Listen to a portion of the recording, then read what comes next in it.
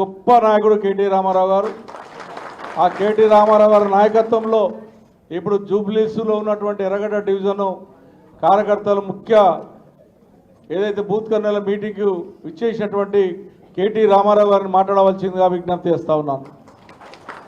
జై తెలంగాణ. అందరు బాగున్నారా? గౌరవనీయులైన పెద్దలు, కూకట్పల్లి శాసనసభ్యులు, डायनामिक नायकुలు, जरा बैठ जाओ भाई, पीछे पीछे भाई लोग बैठ जाओ. मुझे मालूम है नमाज का टाइम हो रहा, मालूम है, ज़्यादा वक्त नहीं लेंगे, जरा बैठ जाओ, आराम से बैठ जाओ.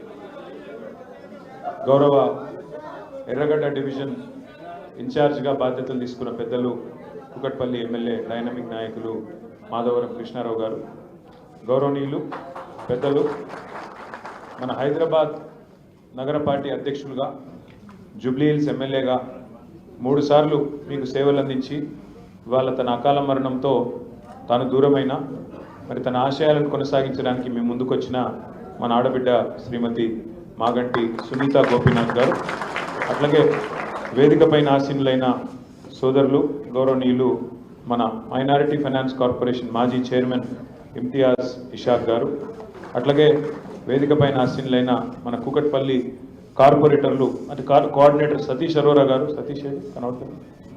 సతీష్ అరోరా గారు, అట్లాగే మన సత్యనారాయణ గారు, ఇంకా కూకట్పల్లి కార్పొరేటర్ జూపల్లి సత్యనారాయణరావు గారు. కూకట్పల్లి జూపల్లి సత్యనారాయణరావు గారు 4 బూతులు చూస్తున్నారు, 56, 57, 58, 59. మాందాడి శ్రీనివాసరావు గారు కేపీహెచ్బి కార్పొరేటర్ గారు, వారు 5 బూతులు చూస్తున్నారు, 65, 66, 67, 68. బాలాజీనగర్ కార్పొరేటర్ గారు శ్రీమతి శిరీష బాబురావు గారు, మరి వారు 5 బూతులు చూస్తున్నారు, 69, 70, 71, 72. ఫతేనగర్ కార్పొరేటర్ తమ్ముడు సతీష్ గౌడ్ గారు, వారు కూడా 5 బూతులు చూస్తున్నారు, 259, 262, 263, 264, 296. అట్లాగే మన తూము శ్రవణ్ గారు, మన మాజీ కార్పొరేటర్ మూసాపేట్ శ్రవణ్, వారు కూడా 4 బూతులు చూస్తున్నారు, 302, 302, 303, 304, 308. अल्लाहपुर कॉर्पोरेटर सबीहा गौसुद्दीन, 6 बूथ देख रहे हैं आप, 6 बूथ के इंचार्ज हैं, 309, 310, 311, 312, 313, 314, 6 बूथ. బాలనగర్ కార్పొరేటర్ ఆవుల రవీందర్ రెడ్డి గారు 5 బూత్ల ఇన్ఛార్జ్గా వారు ఉన్నారు, 315, 16, 17, 18, 19. మహేశ్వరి శ్రీహరి గారు బేగంపేట కార్పొరేటర్ గారు, వారు 5 బూత్లు, 320, 21, 22, 23, 24. బోయిన్పల్లి కార్పొరేటర్ సీనియర్ నాయకుడు ముద్దం నరసింహ యాదవ్ గారు, వారు కూడా 5 బూత్లకి బాధ్యత తీసుకున్నారు, వారు కూడా 325, 326, 327, 328, 329. ఈ రకంగా 44 బూత్లు ఉంటే 44 బూత్లకు కూడా సీనియర్ నాయకులు అనేసి అందరికీ కృష్ణారావు గారు ఇప్పటికే బాధ్యతలు అప్పచెప్పినారు, అందరూ కూడా సమర్థవంతంగా పనిచేసుకుంటూ ముందుకు పోతున్నారు. పెద్దలు కొప్పుల ఈశ్వర్ గారికి హృదయపూర్వకంగా, మాజీ మంత్రివర్యులు పెద్దలు కొప్పుల ఈశ్వర్ గారికి హృదయపూర్వకంగా స్వాగతం సుస్వాగతం. సరే, జూబ్లీ హిల్స్ इलेक्शन कैसे आया, अब क्या माहौल है, क्या हो रहा, अरे ఏమైతుంది, ఎట్లొచ్చింది ఎలక్షన్ నాకంటే బాగా మీకే తెలుసు.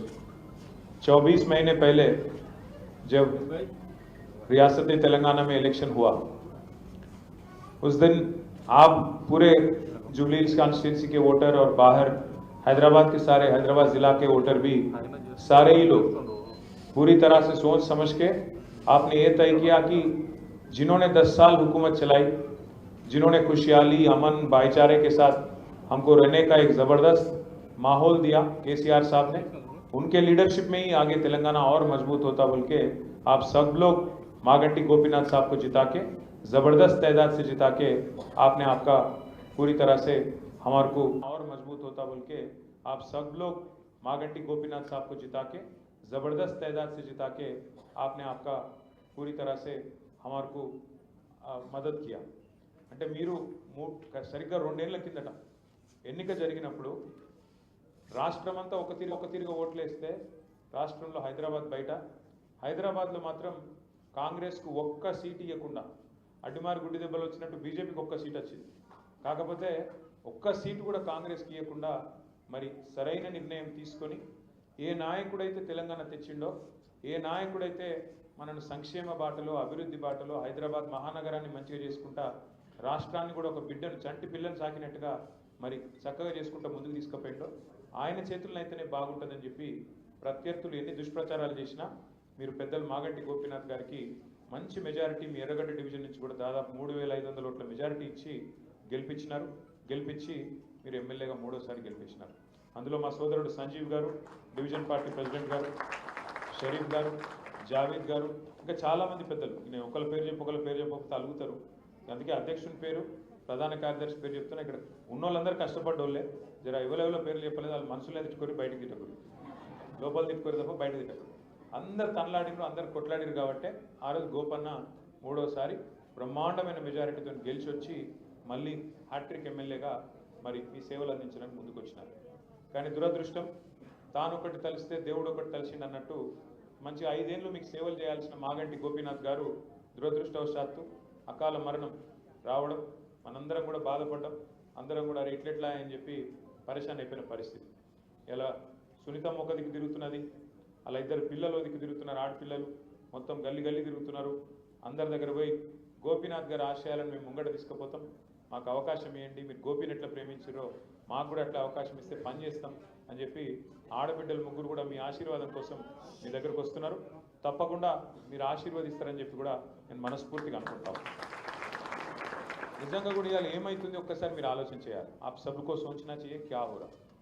24 महीने पहले कांग्रेस पार्टी ने काफ़ी सारे वादे किए आवाम के साथ. ఎన్ని మాటలు చెప్పారు, అరిచేతుల వైకుంఠం చూపెట్టారు, అరిచేతుల స్వర్గం. आप वोट दियो, हम कुछ भी दे देंगे. आपके घर के सामने अगर चांद भी ऊपर तोड़ के लाके आपके घर के सामने बांधना है तो वो भी कर देंगे. कुछ भी ఏది అడిగితే అది. ఆడపిల్లలందరికీ మాట ఇచ్చారు. కేసీఆర్ గారు పెళ్లి చేసుకుంటే ₹1,00,000 ఇస్తుండు, 1,00,000 మీకు సరిపోతుంది, మీదికెళ్ళి మీకు తులం బంగారం ఇస్తాం అని చెప్పి మాట ఇచ్చారు. మరి ఇలా బంగారం షాపులు బంద్ అయినాయా, లేకపోతే ముఖ్యమంత్రి గిరాకీ లేదా, ఎవడన్నా నమ్ముతలేడా, తులం బంగారం మాయమైపోయింది, ఆ ₹1,00,000 ఈయనకి కూడా కింద మీద పడుతున్నారు. అంటే ఎన్ని అబద్ధ మాటలు చెప్పారో చెప్తున్నా మీకు. బచ్చియోంకు స్కూటీ దేతే బోలే, ఆడపిల్లలు చదువుకుంటే కాలేజీల కింద పోయేటట్టయితే స్కూటీలు ఇస్తాం ఫ్రీగా అన్నారు. స్కూటీలు లేవు, లూటీ మాత్రం జోర్దార్ నడుస్తుంది.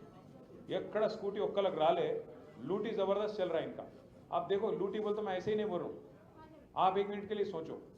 आज आपके ఎర్రగడ్డ डिवीजन में काफ़ी सारी बस्तियाँ हैं, ఎన్నో బస్తీలు ఉన్నాయి ఎర్రగడ్డలో. మరి ఎక్కడ పోయినా ఇలా హైదరాబాద్లో ఉండే బస్తీ వాసులు భయంలో ఉన్నారు. ఎందుకు? ఎప్పుడు బుల్డోజర్ నా ఇంటి మీదకి వస్తుందో, ఎప్పుడు గులగొడతాడో. ఇందిరమ్మ రాజ్యం అంటే ఇల్లు గులగొట్టుడే ఉన్నది, ఇంకేం లేదు. ఇందిరమ్మ రాజ్యం అంటే ఇల్లు కూలగొట్టుడు తప్ప ఇంకోటి ఏం లేదు. ఇప్పటిదాకా 24 నెలల్లో హైదరాబాద్లో ఏం చేసినవా అంటే గరీబుల మీద వడుడు, ఇల్లు కూలగొట్టుడు, వాళ్ళకు కాగితాలున్నా కాగజాదున్నా మొత్తం తీసి అవతల వారేసి. పిల్లలు బ్యాగులు తీసుకునే టైం ఇస్తలేరు, వాటర్ బాటిల్ తీసుకునే టైం ఇస్తలేరు పిల్లలకు, స్కూల్ పిల్లలకు. తీసుకోకుండా కూలగొట్టి పోతున్నారు ఇవాళ తప్ప 24 నెలల ఒక్క కొత్త ఇటుక పెట్టిండా రేవంత్ రెడ్డి? ఎక్కడైనా హైదరాబాద్లో ఒక ఇల్లు కట్టిండా? ఒక్క ఇల్లు కాదు, ఒక ఇటుక పెట్టిండా ఎక్కడన్నా? కానీ ఇటుకలు కూలగొట్టినే మాత్రం వచ్చాడు ఉన్నాయి. 1 కాదు 2 కాదు. ఇక మీ కూకట్పల్లి ఎమ్మెల్యే సాబ్ ఇక్కడనే ఉన్నాడు. కూకట్పల్లిలో రోజు నాకు ఫోన్ చేసిండు కృష్ణన్న, అన్న మా దగ్గర బుచ్చమ్మ అని ఒక ఆమె చచ్చిపోయింది ఉరిపోసుకొని అన్నాడు. ఏమైంది అంటే హైదరాబాద్లో వచ్చి ఆమె ఇంటి మీద స్టిక్కర్ వేసింది, నీళ్ళు కూలగొడతామని నోటీస్ వేసింది. వేసే వరకు హైబత్ తిని వాళ్ళ బిడ్డ ఇంటికి పోయి ఏడ్చిందంట, రాత్రి అంతా ఏడ్చింది. ఆయన రాత్రికి ఉరి పోసుకొని వాళ్ళ బిడ్డ ఇంట్లోనే చచ్చిపోతే నేను కూడా పోయి వచ్చి కలిసి ఆ బిడ్డకు వాళ్ళకి ధైర్యం చెప్పొచ్చిన. అంటే ఇందిరమ్మ ఇల్లు, ఇందిరమ్మ రాజ్యం అంటే గిదేనా? వచ్చి గరీబ్ గాల మీద వడుడు, కూలగొట్టుడు, ఇంట్లో ఆడోళ్ళు పిల్లలు ఉండగా కూడా రేకులు కొట్టి పారేసుడు. ఒక్కసారి యాద్ చేసుకోండి, కేసీఆర్ గారు 10 ఏళ్ళు ప్రభుత్వంలో ఉండే. మనం ఎప్పుడైనా చేసినామా ఈ పని, కూలగొట్టే పని? ఏం చేసిండు కేసీఆర్ మీదకెళ్ళి? ఏం చేసిండంటే 1,00,000 మందికి తెలుసో తెలియకనో గవర్నమెంట్ జాగాలో ఎవరైనా ఇల్లు కట్టుకుంటే 1,00,000 మందికి హైదరాబాద్లో పట్టాలు ఇచ్చిన నాయకుడు కేసీఆర్. GO number 58, 59. అదొకటే కాదు, 1,00,000 డబల్ బెడ్రూమ్ ఇల్లు కట్టిండు కేసీఆర్. ఇలా కొల్లూరు పోయినా మీరు చుట్టుపక్కల ఎటు పోయినా మీకు గల్లబడితే మీ చిత్తారమ్మ బస్తీలో కానీ ఇంకొకడ కానీ కుక్కట్పల్లిలో కూడా ఇల్లు ఏడ జాగా దొరికితే ఆడ కట్టినాం. జాగా లేకపోతే హైదరాబాద్ బయట పోయి ఆడ కూడా కట్టినాం. 1,00,000 డబల్ బెడ్రూమ్ ఇల్లు హైదరాబాద్లో కోసం కట్టినాం. ఒక్కొక్క కాన్స్టిట్యున్సీకి 3,000, 4,000 ఇల్లు హైదరాబాద్లో ఇచ్చిన ఘనత కేసీఆర్ గారు. నిజంగా కాంగ్రెస్ వాళ్ళకు అడ్డిమారి గుడి దెబ్బల అవకాశం వచ్చింది. ఏం చేయాలి? కేసీఆర్ కంటే ఎక్కువ పేరు తెచ్చుకోవాలంటే కేసీఆర్ కంటే ఎక్కువ ఇల్లు కట్టియాలి. కేసీఆర్ 1,00,000 కడితే నువ్వు 2 లక్షల ఇల్లు కట్టేవాడు వద్దన్నాడా? కేసీఆర్ 1,00,000 పట్టాలు ఇస్తే నువ్వు 2 లక్షల పట్టాలి, అంతేగాని కేసీఆర్ కట్టిండు కాబట్టి నేను కులగొడతా. మరి ఇదెక్కడ నీతి, ఇదెక్కడ రాజ్యం? ఇందిరమ్మ రాజ్యం అంటే ఇండ్లు కూలగొట్టుడే నీత మనం అడగవలసిన అవసరం ఉన్నది. ఇంకొక మాట కూడా నేను మీకు దయచేసి చెప్తున్నది, మనసుకి ఎక్కించుకోండి. ఇవాళ బుల్డోజర్ పక్క బస్తీలు వచ్చింది, నాకేమవుతుంది అని మీరు అనుకుంటే మనమే పిచ్చోళ్ళు అవుతాం. ఇవాళ అక్కడికి వచ్చింది, రేపు నీ ఇంటి మీదకి వస్తుంది. ఇవాళ పక్క కాన్స్టిట్యున్సీకి వచ్చింది, బుచ్చమ్మకి వచ్చిన జాబు బాధ రేపు మీకు వస్తుంది. అందుకే ఇటువంటి ప్రభుత్వానికి, ఇట్లాంటి నియంతృత్వ పోకడలు పోతున్న ప్రభుత్వానికి, పేదవాళ్ళంటే సోయి లేకుండా వ్యవహారం చేస్తున్న ప్రభుత్వానికి ఖచ్చితంగా బుద్ధి చెప్పాలి. నేనేదో ఓట్ల కోసం మాట్లాడతలేదు. నేను ఒక మాట మాత్రం ఖచ్చితంగా మీకు చెప్తున్నా, యాద పెట్టుకోండి. ఈ హైడ్రాకు, ఈ ప్రభుత్వానికి నీతి ఉంటే పెద్దవాడు పేదవాళ్ళు అనే తేడా లేకుండా పనిచేస్తామనే ఆలోచన కింద ఉంటే మరి ఒకటే తిరిగి పనిచేయాలి. అదే ముఖ్యమంత్రి గారి అన్ననేమో చెరువులో ఇల్లు కడితే ఆడికి హైడ్రా పోదు, బుల్డోజర్ పోదు. మంత్రులు చెరువులలో తాలాబుల ఇల్లు కడితే ఆడికి పోదు. మేము సాక్ష్యాలతో సహా ఇచ్చినాం, పేపర్లో పెట్టినాం, టీవీలో పెట్టినాం, బయట పెట్టినాం. ఇగో పట్నం మహేందర్ రెడ్డి ఇల్లు చూడు, పొంగులేటి శ్రీనివాస్ రెడ్డి ఇల్లు నీళ్ళల్లో ఉంది, వివేక్, డాక్టర్ వివేక్ మీ దగ్గరనే తిరుగుతున్నాడు మంత్రి, ఆ ఇల్లు నీళ్ళలోనే ఉంది, కేవీపీ రామచంద్రరావు ఇల్లు FTL ఉంది. వాళ్ళ ఉలగొట్టి ఇక్కడికి రా నువ్వు అంటే మాట లేదు. ముఖ్యమంత్రి సొంత ఇల్లు కొడంగల్ల, రేవంత్ రెడ్డి సొంత ఇల్లు కొడంగల్ల రెడ్డి కుంటలు ఉన్నది. రెడ్డి కుంట అంటే ఏంది? కుంట అంటే చెరువే కదా, చెర్లనే ఇల్లు కట్టిండి నేను కొడంగల్ల. ఇక్కడికి వచ్చేమో పెద్ద పెద్ద మాటలు చెప్తాడు. వాళ్ళ అన్న దుర్గం చెరువులో కట్టిండి ఇక్కడ ఇల్లు, తాలాబులు ఉంది అది కూడా. ఆ ఇల్లుకి ముట్టరు, హైడ్రా పోదు.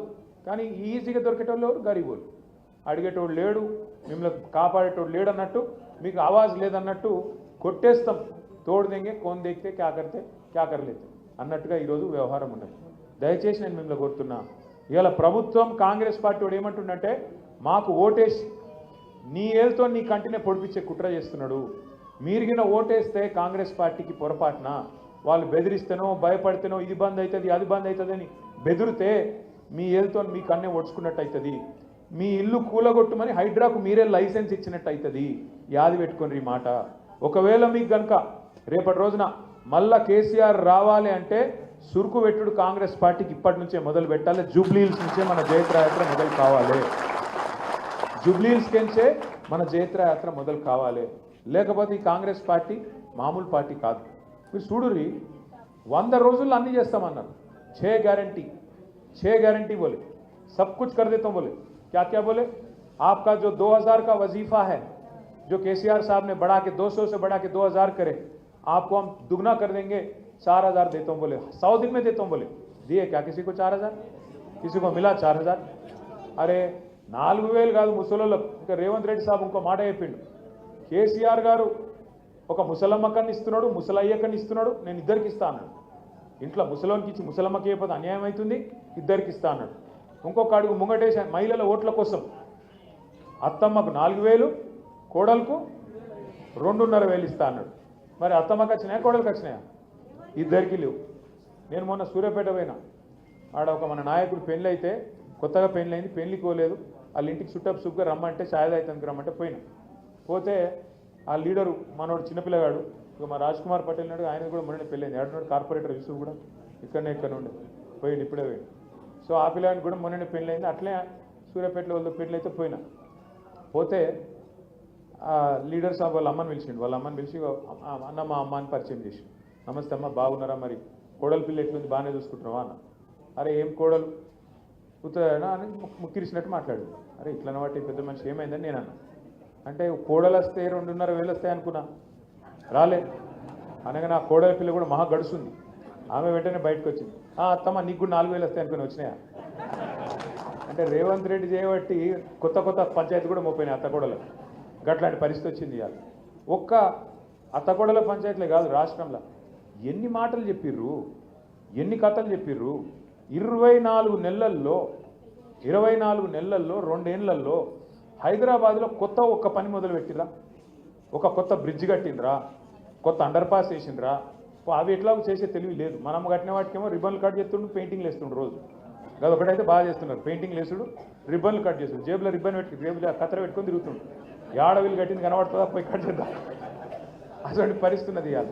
కానీ ఒక్క కొత్త రోడ్డు కాదు కదా, ఉన్న రోడ్ల పొక్కలు పడితే కూడా పూడ్చే తెలియలేదు. గోపీనాథ్ గారు ఉన్నప్పుడు కష్టం వస్తే ఉరికురికి అర్ధరాత్రి అపరాత్రం లేకుండా మీ కాడికి వస్తుంది. బోరబండలో సర్దార్ కుటుంబానికి అన్యాయం అయితే ఇదే గోపీనాథ్ గర్వయ్య అడ్డంగా నిలబడి వాళ్ళకు అండగా నిలబడి వాళ్ళకు అన్యాయం జరిగితే చివరిదా కొట్లాడి నా తమ్ముడు చచ్చిపోయినాక కూడా ఆ కుటుంబానికి అండగా ఉన్నాడు. ఇలా మనం కూడా చేయాల్సింది అదే. మన నాయకుడు చనిపోతే ఆ కుటుంబానికి తప్పకుండా అండగా నిలబడాల్సిన బాధ్యత కూడా మన మీద ఉన్నది. ఆయన నాయకుడే కాదు, మన సహచర కార్యకర్త. కాబట్టి ఒక కార్యకర్తగా ఒక నాయకుడిగా మనకు ఉండాల్సిన లక్షణం ఏంటంటే ఒకరికొకరు ఆసరగా ఉండాలి. ఒక కాకికి ఏమైనా అయితే మిగతా కాకులన్నీ వాళ్తాయి కదా, అరే గట్లెట్లా అని గట్లనే మనం కూడా ఇవాళ కేసీఆర్ కుటుంబ సభ్యులుగా మనందరం కూడా తప్పకుండా మన అభ్యర్థిని మన పార్టీని కాపాడుకోవాల్సిన అవసరం మనందరి మీద ఉన్నది. నేను దయచేసి మిమ్మల్ని కోరేది ఒకటే, హైదరాబాద్లో మీకు చెప్పేది ఎక్కువ ఏం లేదు, మీకు అన్ని ఎరికే, హైడ్రా గురించి ఎరికే. आप भाइयों को तो मालूम है, इससे पहले कांग्रेस वाले टिकट दिए थे 2023 में गोपीनाथ साहब के खिलाफ अजहरुद्दीन साहब को, कैप्टन साहब को टिकट दिए. इस बार उनका भी काट दिए. काट दे के क्या करें, अब उनको एमएलसी बनाए कहते. एमएलसी भी नहीं बने उन्होंने. आप यहाँ पे गौर करो ज़रा सुनो. आप अहम बात है, बहुत इंपॉर्टेंट बात है. क्या हुआ, हिंदुस्तान आज़ाद होने के बाद अभी करीब 78 ईयर्स हो गया, करीब 80 साल होने को आया. 80 सालों में करीब हुकूमतें कांग्रेस की कई जगह बनी, रियासतों में और वहाँ पे मरकज़ में भी. पर पहली ऐसी हुकूमत है ये कांग्रेस की जहाँ न कोई आपका एक वजीर है, न कोई एमएलए है, न कोई एक एमएलसी है. एमएलसी क्या हुआ, वो जुलाई 2023 में केसीआर साहब जब मुख्यमंत्री थे, यहाँ के वजीर आला थे, तब उन्होंने नॉमिनेट किया 2 लीडरों को, हमारे श्रावण भाई को और सत्यनारायण साहब को. करने के बाद वहाँ के अभी तब बीजेपी से तो अपना नहीं पड़ता, तो यहाँ के जो गवर्नर है बीजेपी लीडर, वो मैडम क्या करे, उसको रिजेक्ट कर दिए, वो फाइल को रिजेक्ट कर दिए. क्योंकि बीजेपी का ऊपर से आदेश आया होगा, मोदी साहब या अमित शाह साहब जो भी है ऊपर से बोले होंगे रिजेक्ट करो, कर दिए होंगे. करने के बाद इतने में इलेक्शन आ गया अपना. इलेक्शन आए तो हम लोग वहाँ इलेक्शन गए. हैदराबाद में तो अच्छे तादाद से हम लोग जीते, पर बाहर हारे, इस वजह से हुकूमत गया. अब हुकूमत जाने के बाद हमारे ये 2 लीडर जो है, दोनों भी जाके कोर्ट में वकालत शुरू कर दिए. कोर्ट में जाके वहाँ पे एक शुरू हो गया, केस शुरू हो गया. क्या बोल के कि गवर्नर जो करे गलत करे, हमको मिलना था एमएलसी, इन्होंने नहीं दिए बोल के वहाँ जाके फाइल करे केस. सुप्रीम कोर्ट में मामला था. सुप्रीम कोर्ट में जब मामला था, यहाँ की हुकूमत के पास कोई अधिकार नहीं था, कोई उनके पास ये नहीं था, कोई हक नहीं था कि दूसरे दोनों को एमएलसी बनाने का हक उनको नहीं था. पर क्या करें, इन्होंने जबरदस्ती आमिर अली खान साहब को और कोदंडराम साहब को, दोनों को एमएलसी बोल के नॉमिनेट करके भेज दिए फाइल. और नया गवर्नर जो आए उन्होंने, क्योंकि कांग्रेस और बीजेपी दोनों दोस्त हैं, दोनों बात कर लिए, दस्तखत कर दिए. करने के बाद क्या हुआ, हमारी जंग जो हम लोग छेड़ रहे थे वहाँ पे सुप्रीम कोर्ट में, वो चलता है. चलने के बाद सुप्रीम कोर्ट फैसला सुनाया 2 महीने पहले कि आमिर अली खान साहब का और कोदंडराम साहब का जो आपने नॉमिनेट किया, आपने गलत किया, आपको कोई हक नहीं था बोल के उन दोनों को हटा दिया. अभी मामला पेंडिंग है और सुप्रीम कोर्ट ने ये बोला कि आपको जब तक ये पिटीशन डिस्पोज नहीं होता, हमारे पास जब तक आखिरी फैसला हम नहीं सुनाते, तब तक आप किसी और को मत भेजो. पर इन्हों क्या करे, अब अजहर भाई को टिकट नहीं देना है, उनको जुबली हिल्स में काटना है. इस वास्ते क्या करे उन्होंने, जबरदस्ती, जबकि उनके पास कोई हक नहीं, कुछ नहीं, अजहरुद्दीन साहब को फिर एक बार कैबिनेट में डाल लेके भेज दिए. पर आज तक ना फाइल दस्तखत हुआ, क्योंकि सुप्रीम कोर्ट में मामला वहाँ पेंडिंग है. अजहरुद्दीन साहब वो बीच में लटकते रहेंगे. पहले उनका पत्ता काट दिया आमिर अली का, उनको पहले बेवजह बना दिया, कोई जब हक नहीं था उनको काट दिया, उनको हटा दिया. अब अजहर भाई का जो टिकट था यहाँ पे जुबली हिल्स में, उनको काट के फिर एमएलसी बना रहा हूँ बोल के उनको भी आज लटका रहे, ना ऊपर ना नीचे, बीच में लटक रहे उन्होंने भी. मैं आपको कुर्बानी का बकरा बोल रहे हैं हमारे इतिहास. मैं ज़्यादा नहीं बोलता हूँ, अजहर भाई हमारे दोस्त भी है, मेरे दोस्त भी है, ज़्यादा नहीं बोलता हूँ, अच्छे आदमी उन्होंने, क्रिकेट अच्छा खेल लेते हम लोग. बट मैं क्या बोल रहा हूँ आपसे, रेवंत रेड्डी जो है आदमी कांग्रेस का नहीं है. आदमी जो है आप देखे होंगे, हाल ही में एक तकरीर में भी बोला उन खुल के, मैं मोदी के स्कूल में पढ़ा, बाद में कॉलेज गया चंद्रबाबू कने, आज राहुल गांधी के नौकरी कर रहा हूँ बोल रहा हूँ. साफ सीधा बात. आड़े सिगूड़ा पड़ता నేను మోడీ దగ్గర చదువుకున్నా, ఇక్కడ రాహుల్ గాంధీ కాడ ఉద్యోగం చేస్తున్నా, మధ్యలో చంద్రబాబు కాడ కాలేదు. హై స్కూల్ మన దగ్గర చదివిండు, అది చెప్తలేడు, మనం వెలగొట్టినాం. హై స్కూల్ మన దగ్గర ఫెయిల్ అయ్యిండు, వెలగొట్టినాం. అందుకే అది చెప్పాడు. 2004 2007 దాకా, 2003 వెళ్ళి 2007 దాకా మన దగ్గర ఇదే స్కూల్లో ఉండే. స్కూల్లో పిల్లగాడు బాగలేడని కేసీఆర్ సార్ వెలగొట్టిండు, వాళ్ళు చేర్చుకున్నారు. मैं क्या बोल रहा हूँ आपको, 2-3 चीज़ें आपको समझाने की कोशिश कर रहा हूँ। आज ये हुकूमत जो है यहाँ पे कांग्रेस और बीजेपी की मिली जुली सरकार है। मैं ऐसे ही नहीं बोल रहा हूँ आपको मैं 2-3 मिसाल देता हूँ। एक तो ये है, आप सुनो, बेचारे हमारे राहुल गांधी ऊपर चीखते रहते, चिल्लाते रहते, वोट चोर गद्दी चोर बोल के चिल्ला रहे ऊपर उन्होंने। अब इन्हों क्या कर रहे, जिसको इन्हों वोट चोर बोल रहा राहुल गांधी, हमारे रेवंत बाबा क्या बोलते उसको, बड़े भाई, छोटे भाई बड़े भाई। अब मोदी साहब को राहुल बाबा बोलते, चौकीदार चोर है बोलते, वोट चोर बोलते, काफी पुकारते रहते उन्होंने। इन्हों क्या कर रहे हैं, उसको बार बार बड़े भाई बोलते। राहुल बाबा बोलते कि अदानी फ्रॉड है। कौन, गौतम अदानी साहब फ्रॉड है, राहुल बाबा का कहना है। रेवंत बाबा क्या बोल रहे, नहीं, अदानी फ्रेंड है, अच्छा आदमी। राहुल बाबा बोलते गुजरात मॉडल बेकार है, रेवंत बाबा बोलते नहीं, गुजरात मॉडल शानदार है। राहुल बाबा बोलते सीबीआई खराब चीज है, सीबीआई बीजेपी के हाथों में एक इंस्ट्रूमेंट है, गलत इस्तेमाल कर रहे हैं आप लोग। इन्हों क्या बोल रहे, नहीं सीबीआई बहुत अच्छी चीज है, केसीआर को अंदर डालने के लिए सीबीआई को दे दो। कर्नाटक में नो एंट्री है सीबीआई को, पर तेलंगाना में बराबर का एंट्री है। क्यों हो रहा है सब, क्योंकि दोनों बड़े भाई छोटे भाई मिले हुए हैं। एक और चीज भी मैं आपसे कह रहा हूं, आप सुन लो जरा, गौर करो इस बात पे। खास हमारे जितने दानिशमंद भाई हैं, बुजुर्ग यहाँ पे लीडर हैं, आप तमाम भाइयों से बहनों से मैं गुजारिश कर रहा हूँ, वक्फ की जो एक्ट आई थी हाल ही में पार्लियामेंट में, वक्फ अमेंडमेंट बिल आई थी, तो हम उसका मुखालिफत करें, बीआरएस खिलाफ वोट करें, हम आवाज उठाए, लड़े आपके वास्ते, बोले हमारे 4 वोट जो है राज्यसभा में, क्योंकि लोकसभा में तो हम है नहीं, तो राज्यसभा में जो 4 वोट थे, हम आपके लिए वक्फ एक्ट को हम लोग मुखालिफत करें, वोट भी उसके खिलाफ करें। पर बीजेपी के पास ताकत था, उसके साथियों के पास ताकत था, तो बिल पास हो गया। बिल पास होने के बाद वक्फ बिल पूरे हिंदुस्तान में 28 रियासत है, पहली रियासत जो कानून बनने के बाद दिल्ली में पहली रियासत उसको अमल करने वाली कौन सी है पता है आपको, तेलंगाना। समझे आप, 28 रियासतों में 3 जगह कांग्रेस का हुकूमत है, बाकी करीब 20 जगह बीजेपी का हुकूमत है। 20 लोगों को कोई जल्दी नहीं थी, बीजेपी वालों को, बीजेपी चीफ मिनिस्टरों को, हमारे चीफ मिनिस्टर साहब को काफी जल्दी थी कि कुछ भी करके इसको जल्द से जल्द लागू करना है, अमल करना है। कहां की रीत है, काय को कर रहे थे आप, जबकि कोई बीजेपी चीफ मिनिस्टर नहीं कर रहा, कोई और कांग्रेस चीफ मिनिस्टर नहीं कर रहा, काय को आप करें। सवाल करो, कांग्रेस का जो कैंडिडेट आएगा कल गलियों में, कांग्रेस को जो मिनिस्टर आज घूम रहे गलियों में, जब गोपन्ना थे कोई नहीं दिख रहे थे, यहाँ पे मागंटी गोपीनाथ साहब जब थे कोई नहीं आ रहे थे कांग्रेस लीडर, आज बड़े बड़े घूम रहे, इधर लीडर उधर लीडर, टोपी पहन के, टोपी करके, आपको टोपी लगाने के लिए घूम रहे हो लोग, और कुछ नहीं। याद करो, पूछो उनसे कि क्या जल्दी थी आपको कि वक्फ बिल आप पहले लागू करें। अब तो सुप्रीम कोर्ट में स्टे आ गया, वो अलग बात है, पर स्टे आने से पहले ही अमल करने वाला चीफ मिनिस्टर रेवंत रेड्डी है। इस वास्ते मैं बोल रहा हूं भाइयों, इन्हों कांग्रेस का चीफ मिनिस्टर नहीं है, इन्हों मिली जुली सरकार जो कांग्रेस और बीजेपी का है, दोनों का चीफ मिनिस्टर है। इन्हों समझने की कोशिश करो, दोनों का एक ही चक्कर है, इधर ఒకటే ఆలోచన, कांग्रेस दी बीजेपी दी, जो एक लौती आवाज है तेलंगाना का केसीआर का, इसको दबाना है, इसको खत्म करना है। कांग्रेस बीजेपी इधर ఎత్తుగడ ఒకటే। కేసీఆర్ గారు ఏదైతే 10 ఏళ్ళు తెలంగాణను ఒక చిన్న బిడ్డ లెక్క సాకిండో, తెలంగాణను కాపాడిండో, ఆ తెలంగాణలో కేసీఆర్ లేకుండా చేయాలి, గులాబీ జెండా ఎగరకుండా చేయాలి, మనం కొట్లాడుకోవాలి, मैदान खाली కావాలి। कांग्रेस और बीजेपी रहना, फिर तो बीजेपी के लिए आसान हो जाता ना, कांग्रेस बोल तो फुटबॉल खेल लेते हो लोग, मालूम है उनको। అందుకే కేసీఆర్ ను ఖతం చేస్తే కాంగ్రెస్ ను ఫుట్బాల్ ఆడుకోవచ్చని బీజేపీ అని ఆలోచన, వీళ్ళేమో మనని ఖతం చేయాలని వీళ్ళు తిరుగుతారు। దయచేసి నేను మీకు కోరేది ఒకటే, ఈ ఎలక్షన్ ఒక జూబ్లీ హిల్స్ ఎలక్షన్ కాదు, ఈ ఎలక్షన్ రేపటి రోజున మన తెలంగాణ భవిష్యత్తు ఏసుండాలి, ఎటు పోవాలి అని చెప్పే ఎలక్షన్ తప్ప ఇంకోటి కాదు। మనం ఖచ్చితంగా అందరం కూడా ఎక్కడోళ్ళం అక్కడ కొంత తనలాడాలి। ఇప్పుడు 5 డివిజన్లకు, 6 డివిజన్లకు, 4 డివిజన్లకు మీకు ఇన్ఛార్జ్లు వేసారు, వాళ్ళందరూ మీ దగ్గరకు వస్తారు। కృష్ణారావు గారు మీతోనే ఉంటారు।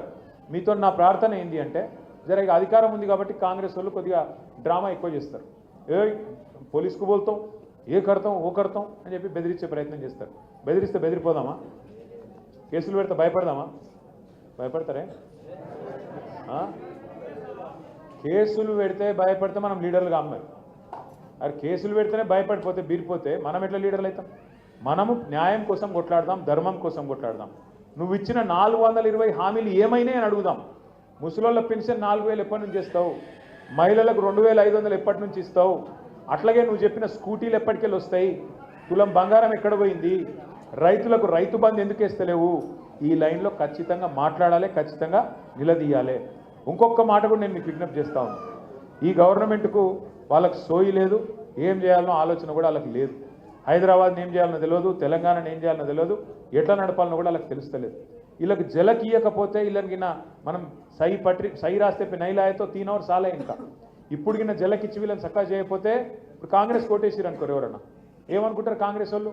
తులం బంగారం ఇవ్వకపోయినా, 4000 పింఛన్ ఇవ్వకపోయినా, మహిళలకు 2,500 ఇవ్వకపోయినా, ఇచ్చిన ఏ వాగ్దానం అమలు చేయకపోయినా మాకే గుద్దుతున్నారు ఓట్లు అంటే మళ్ళీ కూడా రేపటి రోజున ఏం చేసే అక్కర్లేదు, ప్రజలు మా పాలన ఆమోదించిర్రు అని చెప్పడానికి వాళ్ళకి అవకాశం వస్తుంది. అగర్ మైనారిటీ భాయ్యం ఒక డిక్లరేషన్ బోలే మీకు ఏమేమో చేస్తామని చెప్పారు, 12 రకాల వాగ్దానాలు ఇచ్చారు, ఒక్కటని అమలైందా? మైనారిటీలకు 4,000 కోట్ల బడ్జెట్ అన్నారు, ఇంకా చాలా కథలు చెప్పారు, ఏమన్నా అయిందా? మైనారిటీ సబ్ ప్లాన్ అన్నారు, బీసీలకు బీసీ సబ్ ప్లాన్ అన్నారు, 1,00,000 కోట్ల బడ్జెట్ అన్నారు, బీసీలకు యువ వికాసం అన్నారు, ఒక్క వాగ్దానం కూడా అమలు కాదు. కానీ ఒక్కటి మాత్రం అవుతున్నది, ఎక్కే విమానం దిగే విమానం. ఢిల్లీకి మాత్రం పోవుడు వచ్చి బేఫికర్ నడుస్తుంది, 54-55 సార్లు నడిచింది అది ఇప్పటికి 20 నెలల్లో. అచ్చా ఆజ్ బీ ఢిల్లీ మే నేను చెప్తే కదా, కాంగ్రెస్ వాళ్ళతో బీజేపీ వాళ్ళతో ప్రాబ్లం ఏంటంటే అలా నిర్ణయాలన్నీ ఢిల్లీలో అవుతాయి. వాళ్ళకి టికెట్లు కావాలంటే ఎడుకోవాలి, టికెట్లు కావాలంటే ఎడుకోవాలి, పదవులు కావాలంటే ఎడుకోవాలి, పనులు కావాలంటే ఎడుకోవాలి, మనకేమైనా పని చేయాలంటే పర్మిషన్ ఎవడు ఇవ్వాలి, బాత్రూమ్ కావాలంటే ఏమైనా అడగాలి, అది పరిస్థితి. మరి ఇక నేను అనేది ఒకటే, మన ప్రజలకు ఒకటే అడగాలి, సింపుల్ ముచ్చట. ఇద్దరు కార్ హై, ఇద్దరు పూరే 2 బేకార్ పార్టీయా. కారు కావాలన్నా బేకార్ కావాలన్నా అడగాలి, అంతే, ఏం లేదు. 24 నెలల్లో ఇవ్వలేదో అర్థమైంది హైదరాబాద్ ప్రజలకు కూడా. అయిందా లేదా? పక్కా అయిందా? ఏమన్నా మరి వాళ్ళు వచ్చి డామ్ డూమ్ అంటే ఏమైనా భయపడతారా? ఒక్కటి మాత్రం యాద పెట్టుకొని, పైసలు బాగున్నాయి రేవంత్ రెడ్డి కానీ బగ్గా సంపాదిస్తుండు, ఓటుకు 5-10 వేలు ఇచ్చినా ఇస్తాడు. అప్పుడు మీరు ఏం చేయాలి ఎరికైనా తెలివిగా? ఇక ఏమనుకుంటుండ అంటే రేవంత్ రెడ్డి సాబు, కాంగ్రెస్ వాళ్ళు ఏమనుకుంటారు అంటే, ఏమన్నది అంత గరీబ్గా ఉన్నారు జూబ్లీ హిల్స్లో, బస్తీలలో పోయి పైసలు కుమ్మితే అయిపోతాయి ఓట్లు అనుకుంటారు. మనం ఏం చేయాలి ఎరికైనా? పైసలు ఇస్తే బరాబర్ తీసుకోవాలి, ఏం సిగ్గుపడేది కూడా లేదు, దొంగ పైసలు ఇవ్వాలి. తీసుకొని ఏం చేయాలి ఎరికైనా? మీకు ప్రామిస్ చేయమంటారు, ఒట్టేయాలంటారు, ఇమానం అంటారు, ప్రమాణం అంటారు, బిడ్డ మీద ఒట్టు, తల్లి మీద ఒట్టు, దేవుని మీద ఒట్టు అంటారు. మీరు కూడా ఏం హుషారుగా ఏం చేయాలి తెలుసా? కాదు నీ మీద ఒట్టని బరాబర్ అనాలి, మంచి ఆలోచన. రేవంత్ రెడ్డి మీద ఒట్టు పెట్టిన మంచి ఏం కాదు, కానీ అది కాదు. లోపల ముందే ఏమనాలంటే ప్రమాణం అంటే చేయి తాపాలి, లోపల మనసులు ఏమనుకోవాలి తెలుసా? తుప్పాలు అనుకోవాలి.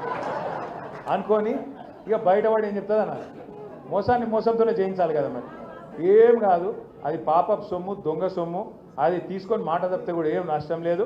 మొత్తం జూబ్లీస్ అందరికి చెప్పుర్రి, 5,000 ఇస్తే 5,000 తీసుకోరి, ఇంకా మీకెళ్ళి 5,000 అడుగురి, ఏం తప్పలేదు. 5,000 ఇస్తే ఇంకో 5,000 ఈ కొడుక, ఎట్లాగో మార్కెట్ అంతా ఖతం చేసినావు ఆయన, నువ్వు వచ్చినాక రియల్ ఎస్టేట్ బర్బాద్ అయిపోయింది, దుకాణాలు నడుస్తలేవు, ఇండ్లు లేవు, మొత్తం సంకనాకి ఇచ్చేసినావు, హైదరాబాద్ను తెలంగాణ రాష్ట్రాన్ని దోచుకొని మంచిగా పైసలు దాచుకున్నావు. ఆ పైసలు ఇయ్యి బరాబర్ 10,000 ఓటుకి అని చెప్పి తీసుకొని ఓటు మాత్రం అంతే కదా, మోసపోయేది లేదు కదా. వాళ్ళు వస్తే ఇలా ఇప్పుడు ఈ రాష్ట్రంలో మా ఆడబిడ్డలు ఉన్నారు కాబట్టి మీకు చెప్తున్నా, 3 ఆడబిడ్డలు సంతోషంగా ఉన్నారు, గీతక్క, సీతక్క, సురేఖక్క, 3 సంతోషంగా ఉన్నారు. గీతక్క అంటే రేవంత్ అన్న భార్య, సీతక్క, సురేఖక్క మంత్రులు, వాళ్ళు 3 సంతోషంగా ఉన్నారు ఆడబిడ్డలు. కానీ ముఖ్యమంత్రి మాటలు ఎట్లున్నాయి? 1,00,00,000 మంది ఆడపిల్లల్ని కోటీశ్వరులు చేస్తా అంటాడు. నువ్వు కోటీశ్వరులు చేసినేమో కానీ ఉన్న ఇల్లు గుల్లగొట్టకపోతే చాలు, తులం బంగారం అన్నాడు. నాకైతే డౌట్ ఏంటంటే మెడల మంగళసూత్రం ముంచుకోకపోతే ఈయన గొప్పోడు, మంచోళ్ళు కాదు కాంగ్రెస్ వాళ్ళు. నేను అందుకే మీకు దండం పెట్టి చెప్పేది, మోసాన్ని మోసంతో జయించాలి.